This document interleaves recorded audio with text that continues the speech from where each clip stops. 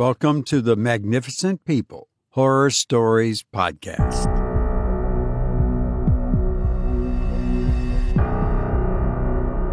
Hello, you magnificent person. You're magnificent because you're here. I'm Robert Crandall, and I'm grateful for your presence. And I'm very grateful to Johnny W., who bought me 5 coffees on buymeacoffee.com/RobertCC. That's ROBEARCC. The same as my email, robertcc@gmail.com. And Johnny wrote, long-time listener since episode 20, listened multiple times over. So it's about time I chip in. I love the format of the show and your unique sense of humor that comes out via skits and sound effects. Your character development via voices is spot on. Keep up the good work. There is value in what you are doing. Wow, blow me away. Thank you so much, Johnny, for those kind words. And those 5 coffees, I drank all 5 of them. In fact, I drink about 10 to 12 cups a day. That's nothing. I have a friend who says he doesn't measure his coffee consumption in the number of cups a day he drinks. He measures it in the number of pots a day that he consumes. Anyway, I really enjoyed the coffees, being the coffeeholic that I am. And I was so blown away and so grateful for your donation and those kind, wonderful words about the show. And if you want to buy me a coffee, you can buy me a coffee at buymeacoffee.com/RobertCC or our website, horrorstoriespodcast.com, and you can click on the Buy Me a Coffee logo. And, you know, this is a free podcast. If you can chip in, fine. I really appreciate it. But I know a lot of people are in some tough times right now. And if you can't, take care of yourself first. By all means, do that. And I know it's kind of tough right now. So if you can't, hey, no worries. I'm glad you're here. And tell somebody about the show. I appreciate it. And thank you so much, Johnny, for those wonderful words and the donation. And thank all of you for listening. And those of you who have sent in wonderful comments. I appreciate them. I look over them from time to time because, I'm up against some stiff competition here. In the fiction genre, there are these big production houses, you might call them, and they produce original material and have actors and a cast and the music and the sound effects and all the really, really major production. And I feel like sometimes like they're the big bad wolf and I'm little Red Riding Hood just sitting here reading stories. But when I get these words of encouragement like Johnny and others who have sent in kind words, it's inspiring to keep on against those big bad wolves out there. But I'm glad you're here, and thank you so much.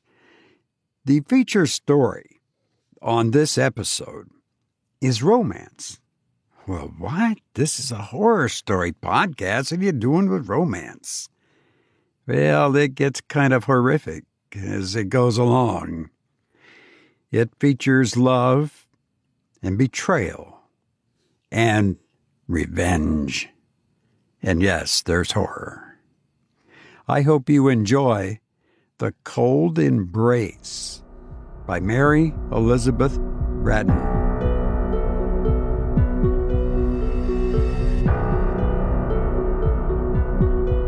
He was an artist. Such things as happened to him sometimes happen to artists. He was a German. Such things as happened to him happen sometimes to Germans. He was young, handsome, studious, enthusiastic, metaphysical, reckless, unbelieving, heartless. In being young, handsome, and elegant, he was beloved. He was an orphan under the guardianship of his dead father's brother, his uncle Wilhelm, in whose house he had been brought up from a little child, and she who loved him was his cousin Gertrude, whom he swore he loved in return. Did he love her? Yes, when he first swore it. It soon wore out, this passionate love. How threadbare and wretched a sentiment it became at last in the selfish heart of the student. But in its golden dawn, when he was only 19 and had just returned from his apprenticeship to a great painter at Antwerp, and they wandered together in the most romantic outskirts of the city at rosy sunset, by holy midnight, or bright, joyous morning. How beautiful a dream!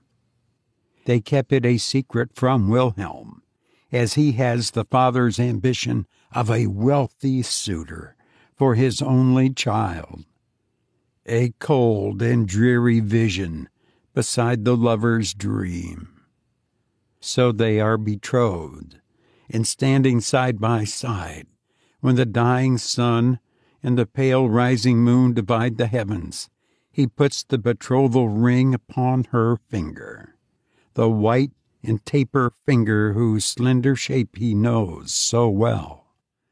This ring is a peculiar one, a massive golden serpent, its tail in its mouth, the symbol of eternity. It had been his mother's, and he would know it amongst 1,000. If he were to become blind tomorrow, he could select it from amongst 1,000 by the touch alone. He places it on her finger, and they swear to be true to each other forever and ever, through trouble and danger, sorrow and change, in wealth or poverty. Her father needs be one to consent to their union by and by, for they were now betrothed, and death alone could part them. But the young student, the scoffer at revelation, yet the enthusiastic adorer of mystical, asks, "Can death part us? I would return to you from the grave, Gertrude. My soul would come back to be near my love.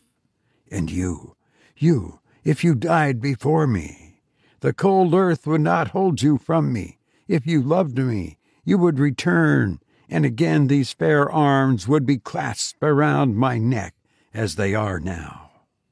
But she told him, with a holier light in her deep blue eyes than had ever shone in his.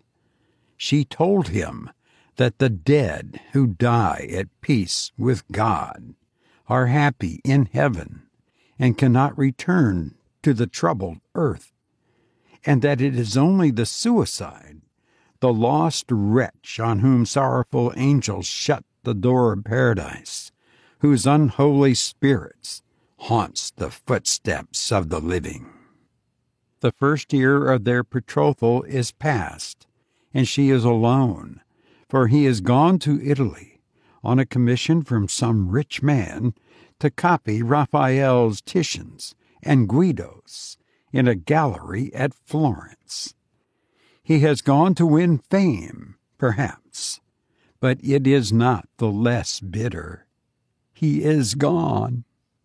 Of course, her father misses his young nephew, who has been as a son to him, and he thinks his daughter's sadness no more than a cousin should feel for a cousin's absence.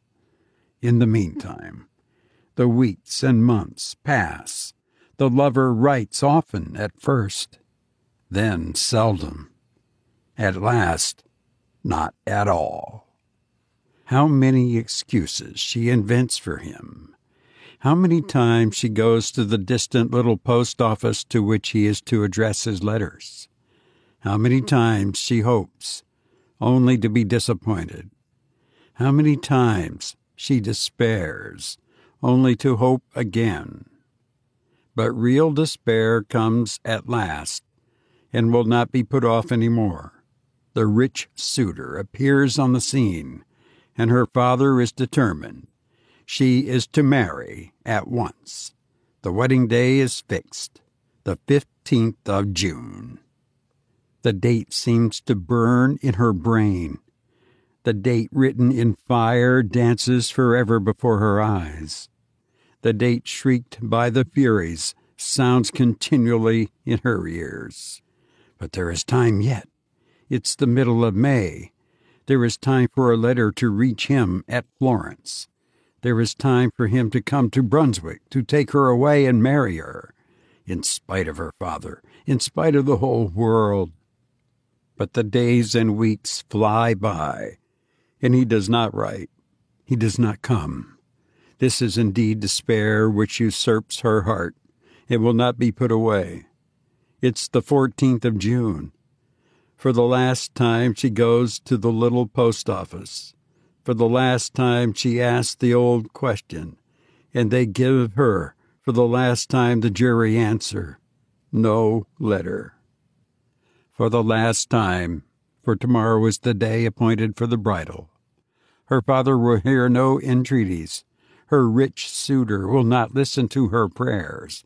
They will not be put off a day, an hour. Tonight alone is hers, this night, which she may employ as she will. She takes another path than that which leads home. She hurries through some by-streets of the city, out onto a lonely bridge where he and she had stood often in the sunset, watching the rose-colored light glow, fade, and die upon the river. He returns from Florence. He had received her letter. That letter blotted with tears, entreating, despairing. He had received it, but he had loved her no longer. A young Florentine, who had sat to him for a model, had bewitched his fancy. That fancy, which with him stood in place of a heart and Gertrude, had been half forgotten. If she had a rich suitor, good. Let her marry him. Better for her. Better far for himself. He had no wish to fetter himself with a wife. Had he not his art always? His eternal bride, his unchanging mistress? Thus he thought it wiser to delay his journey to Brunswick, so that he should arrive when the wedding was over, arrive in time to salute the bride. And the vows, the mystical fancies, the belief in his return even after death to embrace his beloved, oh, gone out of his life, melted away forever, those foolish dreams of his boyhood. So on the 15th of June he enters Brunswick, by that very bridge on which she stood, the stars looking down on her the night before. He strolls across the bridge and down by the water's edge, a great rough dog at his heels, and the smoke from his short meerschaum pipe curling in blue wreaths fantastically in the pure morning air. He has his sketch-book under his arm, and attracted now and then by some object that catches his artist's eye, stops to draw. A few weeds and pebbles on the river's brink, a crag on the opposite shore, a group of pollard willows in the distance. When he is done, he admires his drawing, shuts his sketchbook, empties the ashes from his pipe, refills from his tobacco pouch, sings the refrain of a gay drinking song, calls to his dog, smokes again, and walks on. Suddenly, he opens his sketchbook again. This time, that which attracts him is a group of figures. But what is it? It is not a funeral, for there are no mourners. It is not a funeral, but a corpse lying on a rude bier, covered with an old sail carried between two bearers. It is not a funeral, for the bearers are fishermen in their everyday garb. About 100 yards from him, they rest their burden on a bank. One stands at the head of the bier, the other throws himself down at the foot of it. And thus they form the perfect group. He walks back 2 or 3 paces, selects his point of sight, and begins to sketch a hurried outline. He has finished it before they move. He hears their voices, though he cannot hear their words, and wonders, what can they be talking of? Presently he walks on and joins them. "You have a corpse there, my friends," he says. "Yes, a corpse washed ashore an hour ago." "Drowned?" "Yes, drowned. A young girl, very handsome." "Suicides are always handsome," says the painter, and then he stands for a little while idly smoking and meditating, looking at the sharp outline of the corpse and the stiff folds of the rough canvas covering. Life is such a golden holiday for him, young, ambitious, clever, that it seems as though sorrow and death could have no part in his destiny. At last he says that, as this poor suicide is so handsome, he should like to make a sketch of her. He gives the fishermen some money, and they offer to remove the sailcloth that covers her features. No, he will do it himself. He lifts the rough, coarse, wet canvas from her face. What face! The face that shone on the dreams of his foolish boyhood. The face which once was the light of his uncle's home. His cousin Gertrude. His betrothed. He sees as in one glance, while he draws one breath, the rigid features, the marble arms, the hands crossed on the cold bosom, and on the 3rd finger of the left hand, the ring which had been his mother's, the golden serpent, the ring which, if he were to become blind, he could select from 1,000 others by the touch alone. But he is a genius and a metaphysician. Grief, true grief, is not for such as he. His first thought is flight. Flight anywhere out of that accursed city, anywhere far from the brink of that hideous river, anywhere away from remorse, anywhere to forget. He is miles on the road that leads away from Brunswick before he knows that he has walked a step.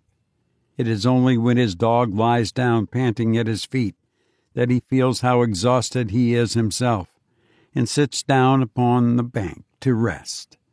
How the landscape spins round and round before his dazzled eyes, while his morning sketch of the 2 fishermen and the canvas-covered bier glares redly at him out of the twilight.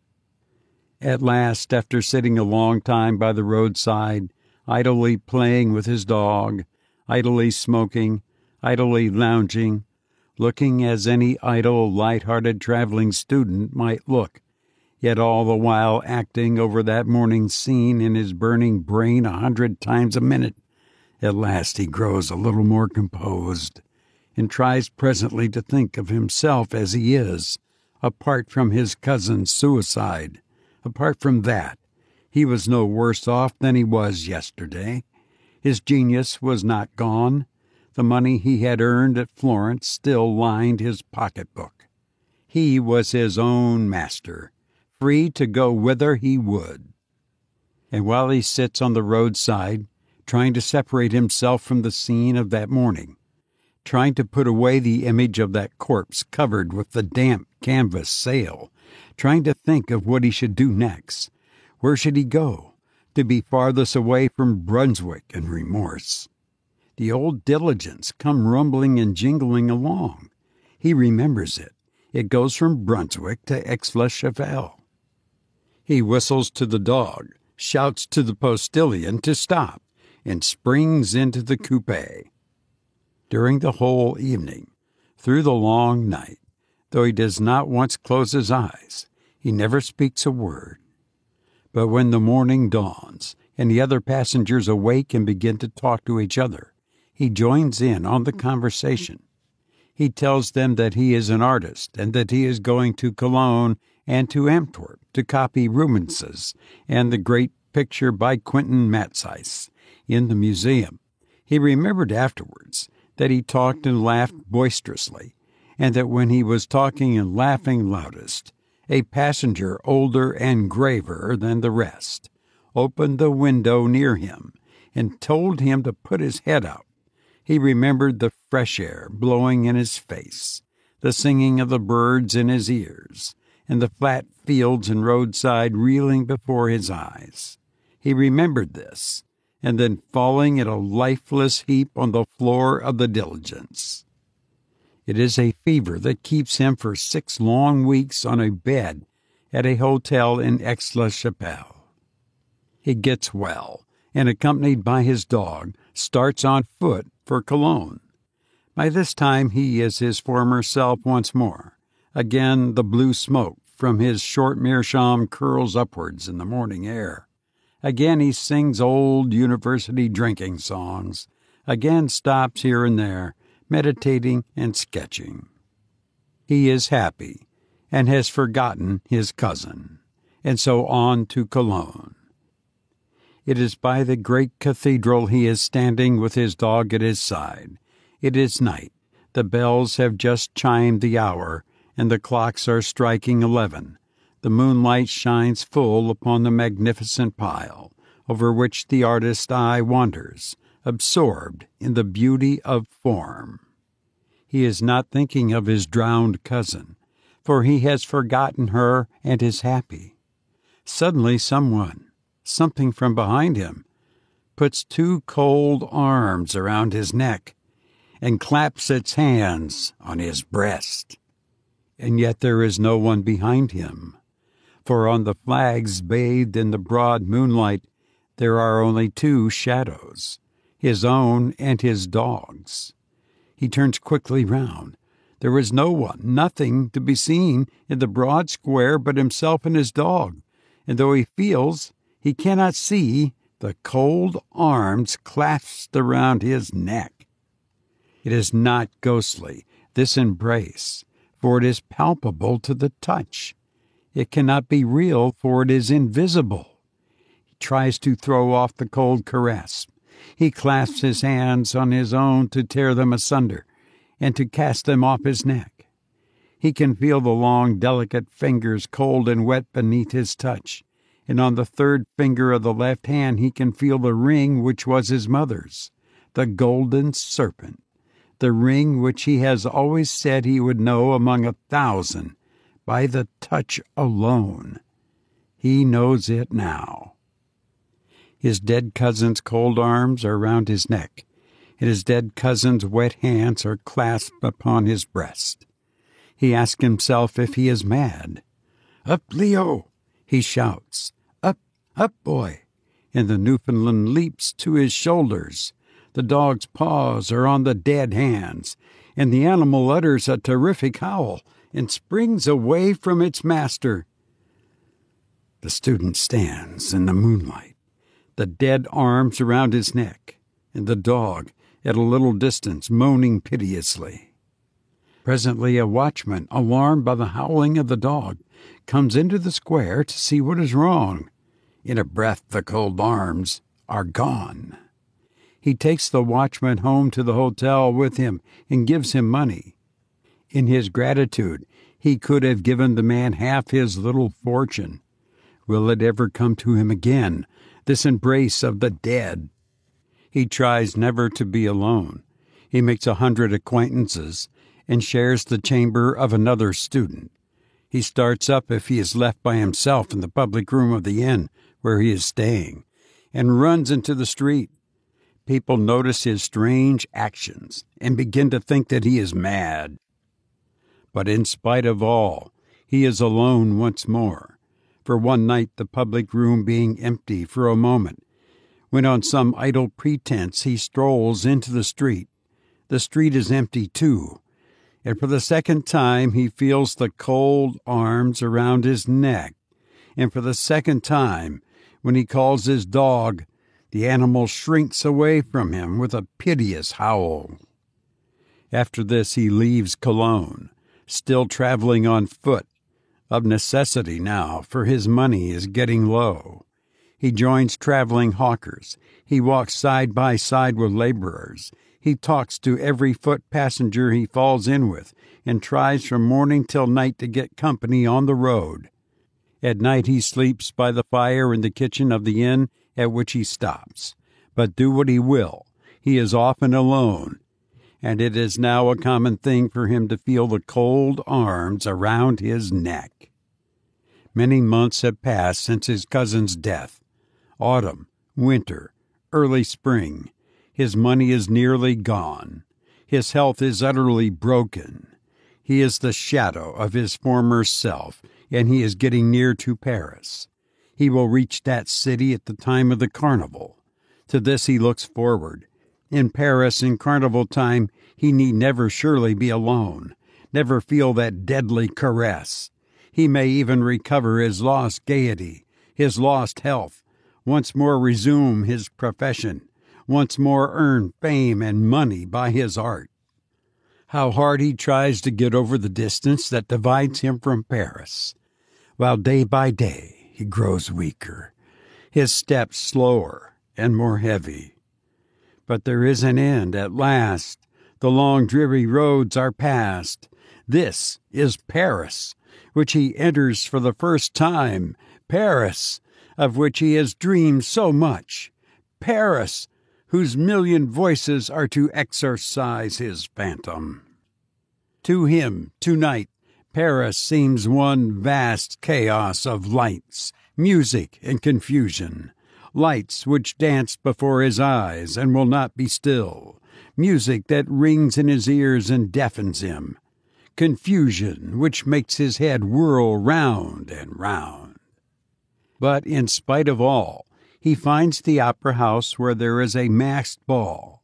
He has enough money left to buy a ticket of admission and to hire a domino to throw over his shabby dress.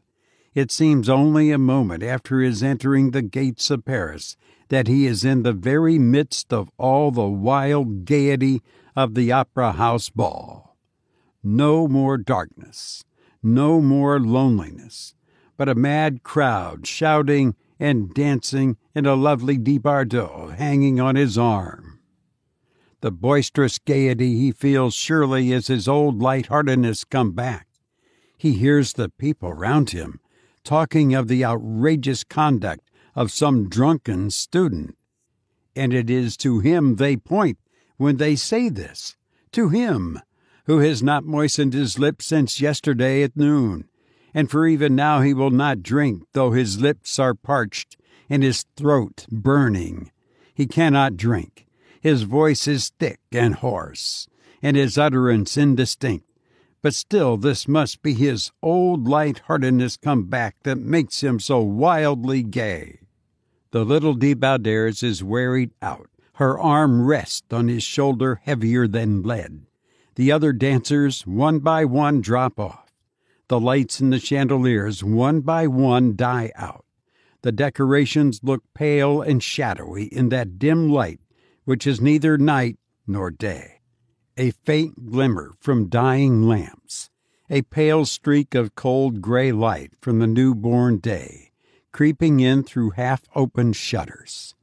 And by this light the bright-eyed Debarders fades sadly. He looks her in the face. How the brightness of her eyes dies out. Again he looks her in the face. How white that face has grown. Again. And now it is the shadow of a face that looks in his. Again, and they are gone. The bright eyes, the face, the shadow of the face. He is alone, alone in that vast saloon. Alone, and in the terrible silence he hears the echoes of his own footsteps in that dismal dance which has no music. No music but the beating of his breast. The cold arms are around his neck. They whirl him around. They will not be flung off or cast away. He can no more escape from their grasp than he can escape from death. He looks behind him. There's nothing but himself in the great empty saloon. But he can feel cold death-like. But oh, now how palpable! The long, slender fingers, the ring which was his mother's. He tries to shout, but he has no power in his burning throat. The silence of the palace is only broken by the echoes of his own footsteps and the dance from which he cannot extricate himself. Who says he has no partner? The cold hands clasped on his breast, and now he does not shun their caress. No, one more polka. If he drops down dead. The lights are all out, and half an hour after, the gendarmes come in with a lantern to see that the house is empty. They are followed by a great dog that they have found seated, howling on the steps of the theater. Near the principal entrance, they stumble over the body of a student who has died from want of food, exhaustion, and the breaking of a blood vessel.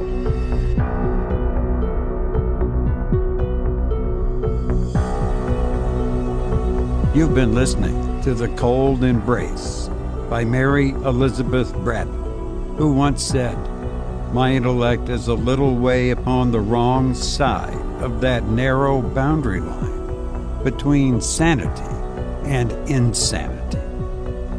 I've enjoyed being with you, and I hope to be with you again soon. But now I must go. Please be well, and thank you for listening to me.